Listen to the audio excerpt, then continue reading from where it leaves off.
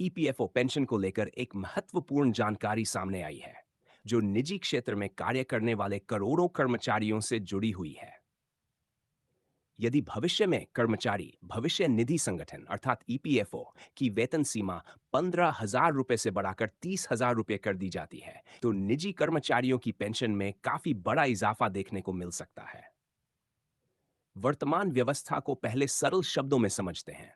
अभी ईपीएफओ के नियमों के अनुसार पेंशन के लिए वेतन की अधिकतम सीमा 15,000 रुपये तय है।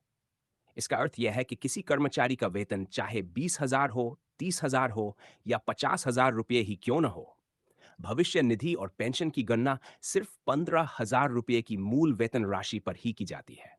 कर्मचारी की मूल वेतन राशि का 12% हिस्सा भविष्य निधि में जमा होता है।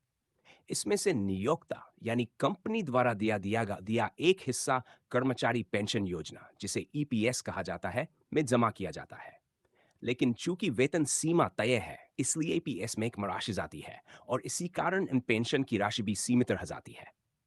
वर्तमान समय में ईपीएस योजना के अंतर्गत निजी कर्मचारियों को न्यूनतम 1,000 रुपये और अधिकतम 7,500 रुपये प्रति माह पेंशन मिलती है।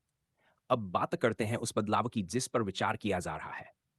सुप्रीम कोर्ट ने केंद्र सरकार और कर्मचारी भविष्य निधि संगठन को वेतन सीमा बढ़ाने पर विचार करने का निर्देश दिया है। यदि वेतन सीमा 15,000 रुपये से बढ़ाकर 30,000 रुपये कर दी जाती, तो पेंशन की राशि में सीधा और बड़ा प्रभाव पड़ेगा। अब यह समझना जरूरी है कि ईपीएफओ के तहत पेंशन की गणना कैसे होती है।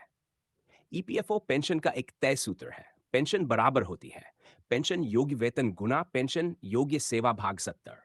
यहाँ पेंशन योग्य वेतन का अर्थ है पिछले 60 महीनों की औसत मूल वेतन राशि, और पेंशन योग्य सेवा का मतलब है कुल नौकरी के वर्ष, जिसकी अधिकतम सीमा 35 वर्ष तक होती है। वर्तमान में पेंशन योग्य अधिकतम वेतन 15,000 रुपये माना जाता है। लेकिन यदि यह सीमा 30,000 रुपये कर दी जाती है, तो इसी सूत्र के अनुसार पेंशन की राशि भी बढ़ जाएगी। ऐसी स्थिति में न्यूनतम पेंशन लगभग 4,285 रुपये प्रति माह हो सकती है। वही अधिकतम पेंशन बढ़कर 50 रुपये प्रति माह तक पहुंच सकती है। इसका सीधा अर्थ यह है कि वेतन सीमा बढ़ने पर निजी कर्मचारियों की पेंशन लगभग दोगुनी हो सकती है। यह बदलाव उन कर्मचारियों के लिए विशेष रूप से लाभकारी होगा जिन्होंने लंबे समय तक नौकरी की है और जिनका वेतन 15,000 रुपये से अधिक है। अंत में यही कहा जा सकता है कि ईपीएफओ की वेतन सीमा बढ़ाई जाती है, तो ये निजी कर्मचारियों के लिए बुढ़ापे में आर्थिक सुरक्षा को मजबूत करने वाला एक बड़ा कदम साबित हो सकता है।